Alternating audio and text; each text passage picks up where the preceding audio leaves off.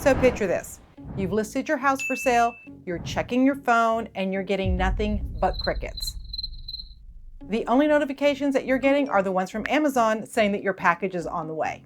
And while we know that we love those notifications, they're not the ones that we're looking for. And that's when the thoughts start to creep in. Should I keep trying to sell my house, or should I turn it into a rental?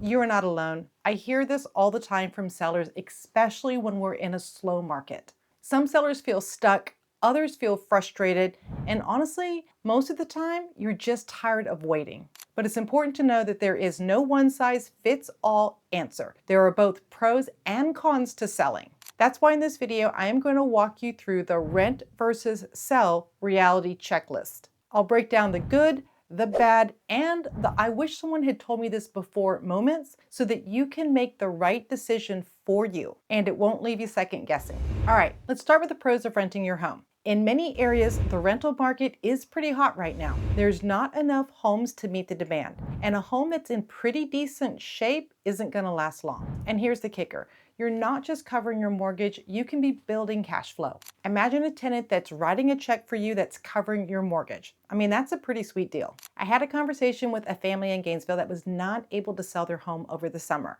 Instead of stressing over price cuts, they decided to rent it out. They were thankful that within a week of renting it out, they had multiple applications. The tenant's rent was able to cover their mortgage and a property management fee and still give them just a little cushion at the end of the month. They told me, "Tammy, we feel like we got a second paycheck without working the extra hours." Another big perk, appreciation. Even with interest rates going up, home values in many markets are holding steady and some are still even climbing. With many sellers choosing to hold off on selling, we're finding that some markets just don't have enough inventory for sale. By choosing to rent, you can hold on to that long-term equity growth. And let's not forget about the tax perks. Things like property taxes, mortgage interest, and even depreciation can sometimes work in your favor. Of course, I always tell my clients, don't just take my word for it, contact your CPA. So yes, renting can feel like you've got a money tree growing in your backyard. But remember, trees need watering. And sometimes they drop leaves all over your porch. Now let's talk about the flip side, the cons of renting. On paper, it sounds easy. You hand over the keys, they hand you money, and everybody is happy. That's not how it works. In real life, it's a little bit messier. I know from experience because I am a property manager for both residential and commercial, and we personally own 5 of our own rentals. When you choose to become a landlord, you are not just a homeowner anymore, you are now running a business. That means handling tenants, maintenance, and repairs. And don't forget, you're going to need to keep up with the landlord-tenant laws. This is not passive income if you are the one unclogging the toilets in the middle of the night. Since I have a property management company, I know from experience that most of those calls come in between 5:30 at night and on weekends. Now you ask, why is that? It's because that's when the tenants are home. And that is when they're using everything inside the house and when they find out that something has broken. I remember a seller that was renting their house out in Ocala instead of selling it, and they loved it right until the AC broke in July. They told me, "Tammy, I thought I was making easy money." Then one phone call later and poof, all your profit for 1 year is gone. And here's the part that most new landlords underestimate, and that is screening tenants. One bad tenant can do months of damage to your finances and your floors, then months of good rent payments. I have seen homes come back with mystery stains on the carpet, holes in the walls, and appliances that look like they went through a war zone. One owner in California told me that when the tenants moved out, they took all the appliances. And for some of the properties that I manage where we took over management of the property, we had to go through evicting the tenants. Trust me, you don't want to learn tenant screening the hard way. Here are some other drawbacks. You are going to need to budget for big ticket items and repairs. That's going to be things like your roof, HVAC, plumbing, and water heaters. If they're old, just be ready. Also, you are legally responsible. Fair housing rules, they are no joke and there's no cutting corners. Here's where you're going to want to read up on the tenant landlord rules along with service animals, emotional support animals, and pets because they're all different. Also, some HOAs will not allow rentals or they make you jump through a lot of hoops to be approved. So yes, you can turn your unsold home into a rental, but remember, you are signing up to be the proud owner of the tenant hotline. And trust me, that phone rings when you least expect it and certainly when you don't want it to. And don't forget to be up to date on tenant rights and local laws so that you don't get sued. If you're watching this and thinking, renting does seem interesting, but I don't want to sign up to be the landlord hotline, then don't worry, you don't have to figure this one out alone. If you're in Gainesville, Florida or Ocala, Florida, I'd love to sit down with you and we can run through the numbers. We can look at what you would earn as a rental versus what you would net if you chose to sell. That way you can make the best decision for your situation. And if you're outside the Gainesville area, I have built trusted relationships with property managers and real estate agents across the country. I can connect you with somebody who knows your local market and has expertise so that they can guide you. Just click on the link in the description below to get started today. When you click the link, you will see a short questionnaire. It gives me key information I need so I can actually help you, not just guess. It's quick, simple, and it makes sure that you are connected with the right agent from the start. All right, let's shift gears and let's talk about the upside of selling your home. The biggest advantage of selling your home is cash in your pocket. I mean, who doesn't love that? When you sell, you don't have to wait a month or two for the rent check to come in. You get all of your equity at one time, and that means freedom. Freedom to buy another house, freedom to invest the money, or freedom to finally take that vacation that you have been putting off for years. I worked with a couple in Gainesville and they were debating between renting or selling. Their home had gone up in value a lot since buying it in 2019, but they just weren't sure that they were ready to be landlords. When they decided to sell, they walked away with enough equity to pay off their debt, buy their next home, and still have some money in their savings account. And they told me, Tammy, I feel like we can breathe again. And that is the power of selling. You unlock all of your equity at one time and you do with it what you want. Another perk is no more responsibilities. Once the sale closes, there's no tenant calling you because the roof is leaking or the toilet got clogged. And you're not chasing rent money. I mean, at this point, you're done. And here's the big one, and that's flexibility. Selling gives you options. You want to downsize? Do you want to upgrade? Do you want to relocate for a job or family? Well, you can.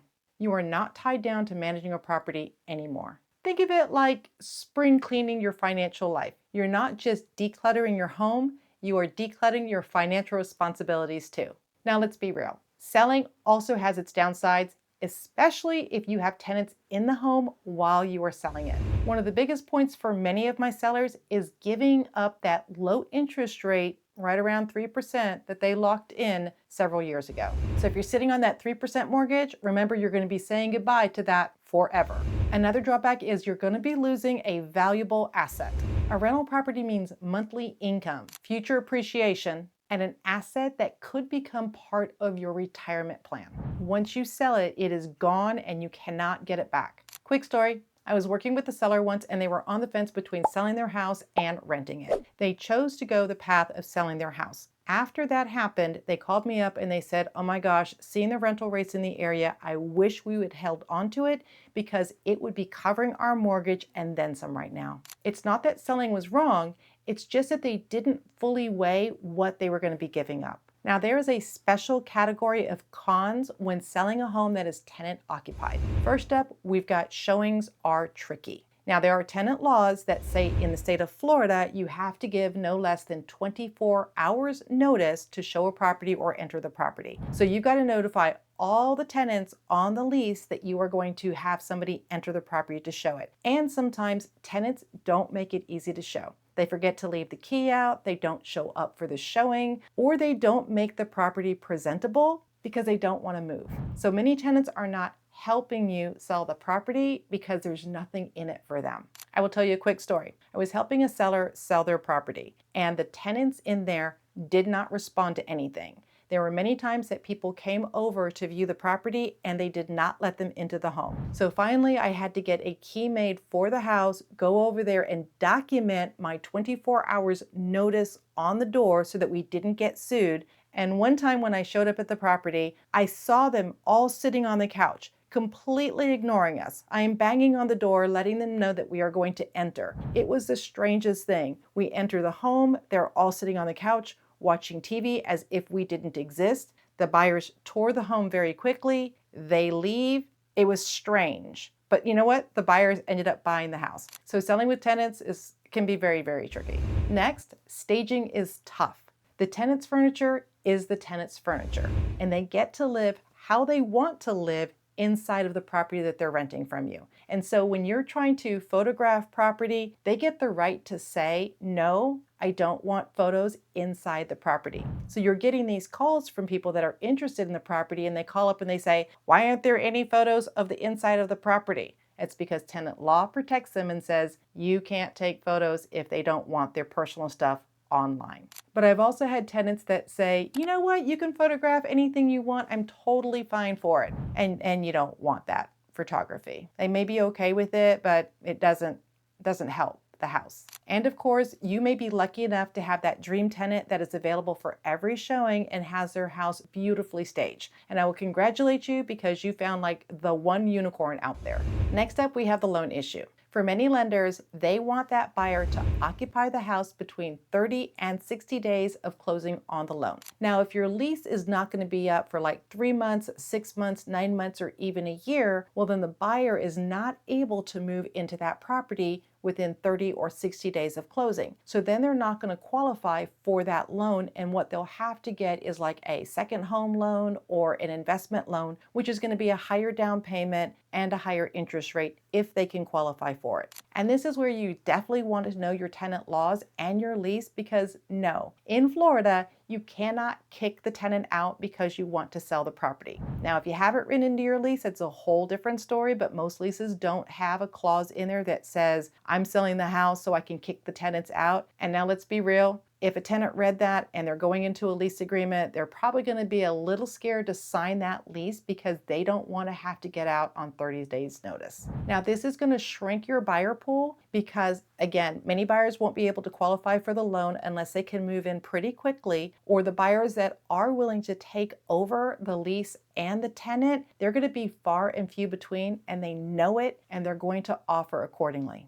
And the last part regarding the loan issue is, let's say the rent that you're charging is $2,000 a month, but what the buyer is going to pay for it is going to make their mortgage $2,500 a month. So even if they knew that they could close on it and move in 30 or 60 days, but they were going to have a deficit in what is rent collected versus what the mortgage payment is, they're going to know that, and they're also going to offer accordingly. The bottom line is, yes, tenant-occupied properties will sell, but they come with their own special hurdles, and this is why it is extremely important that you work with an agent that understands selling properties with tenants in there. I would love to hear from you. Have you ever been stuck between I want to sell and I want to rent, and you just couldn't make up your mind? Which direction did you end up going with, and are you happy with that decision? Drop your answers in the comments below because I read every single one of them. Takes me a little while to reply to all of them, but I will get there. And if you're in the Gainesville, Florida or Ocala area and you're thinking about renting versus selling, let me know. Let's run the numbers. Make sure that you're making the best decision for you and your situation.